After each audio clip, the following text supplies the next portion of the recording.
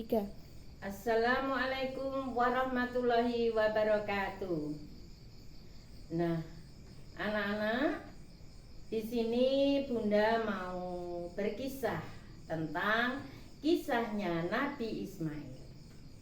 Perlu anak-anak ketahui, Nabi Ismail adalah putra dari Ibunda Siti Hajar dan ayah Nabi Ibrahim alaihissalam. Pada waktu kecil, Nabi Ismail diajak pergi oleh ayahnya ke sebuah kota jauh di sana. Setelah sampai, kota yang dituju adalah di kota Mekah dan padang pasir yang sangat luas dan panas, belum ada penghuninya. Sampai di situ, Nabi Ismail dan Ibunda Siti Hajar ditinggalkan oleh ayahnya karena perintah Allah. Seraya Siti Hajar berkata, "Wahai Nabiullah, mengapa kami engkau tinggalkan di sini, sedangkan di sini belum ada siapa-siapa?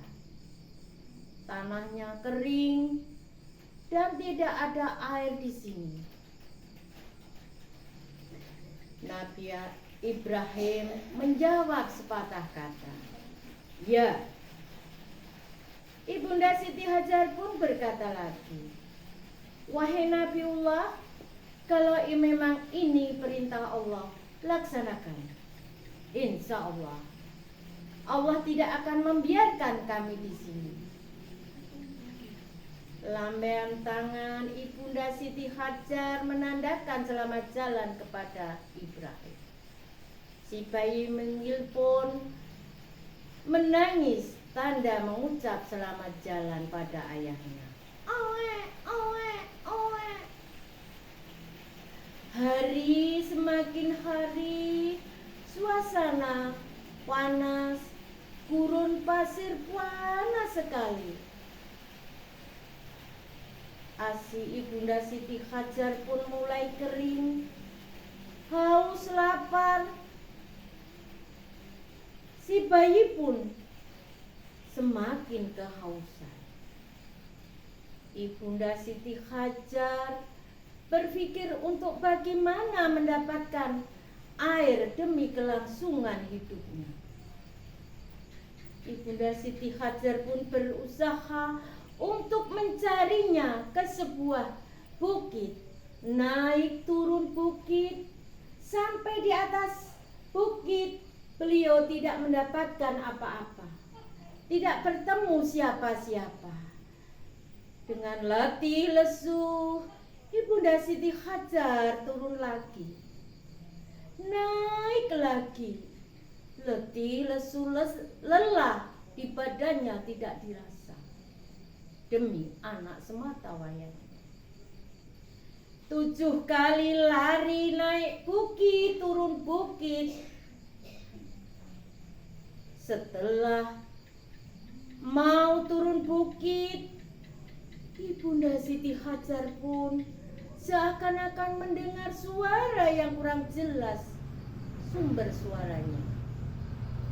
Anak-anak tahu, ternyata Allah mengirimkan pertolongan melalui malaikat yang bersayap sehingga menghibas-hibas sayapnya sampai menyentuh tanah.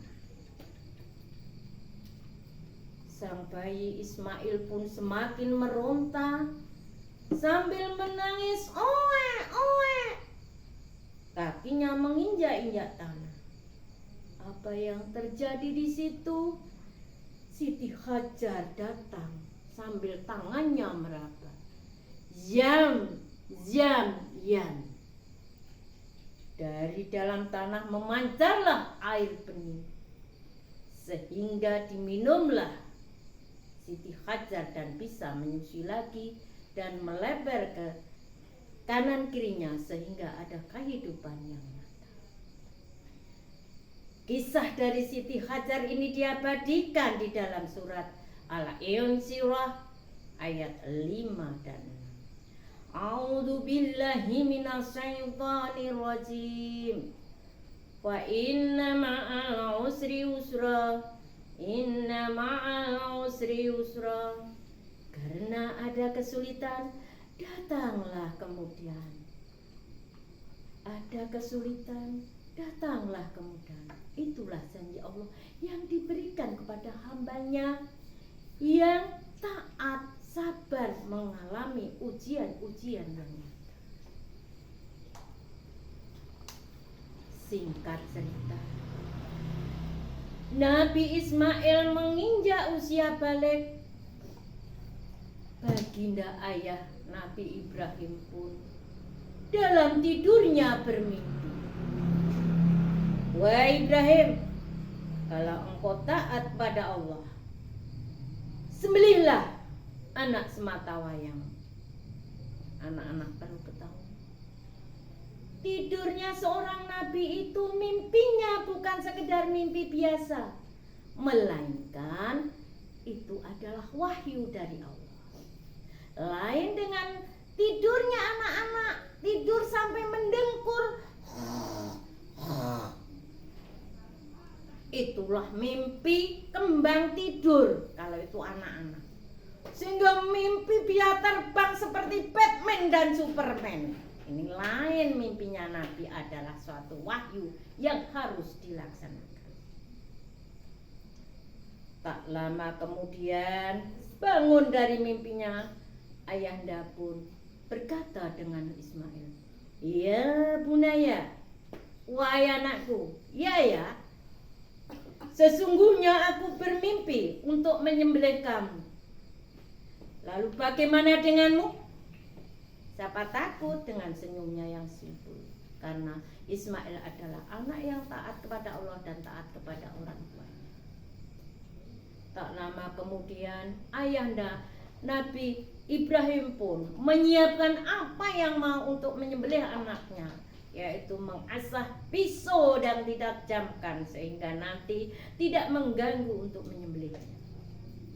Setelah persiapan sudah lengkap, diajaklah Nabi Ismail ke suatu tempat. Sesampainya di tempat yang dituju, "Wahai anakku, berbaringlah di samping kiriku." Ismail pun ya, kemudian mengenadah ke atas, dijulurkan lehernya di samping kiri ayahnya. Setelah siap, pisau yang diunus tajam tadi ditempelkan ke leher Ismail. Sebelum pisau menyentuh lehernya, Allah pun mengirimkan pertolongannya melalui malaikat. Sebelum menyentuh lehernya, beliau Nabi Ibrahim seraya berdoa, "Bismillahirrahmanirrahim. Bismillahirrahmanirrahim. Allahu Akbar. La ilaha illallah. Wallahu Akbar." Dirasa sudah putus leher, ternyata Allah memberikan pertolongan. Digeserlah Ismail di sebelahnya dan diganti seekor domba putih yang besar, sehingga diambil dagingnya dan dibagi-bagikan. Seraya Ibrahim menoleh, "Subhanallah, anakku masih di sini." Nah anak-anak, inilah kisah dari Nabi Ismail yang sekarang masih diabadikan dalam sejarah Islam. Di situ pada tanggal 10 Dzulhijjah terjadilah peristiwa besar, hari raya besar Islam, dan dijalankan sholat. Setelah sholat ada penyembelihan kurban. Di situ diabadikan di dalam Al-Quran, surat Al-Kautsar ayat 2, "Fasholli li rabbika wanhar." Dirikanlah sholat atas nama Tuhanmu dan sembelihlah kurban.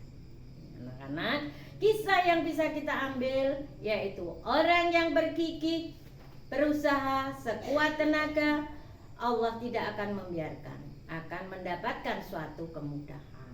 Itulah muslim yang sejati.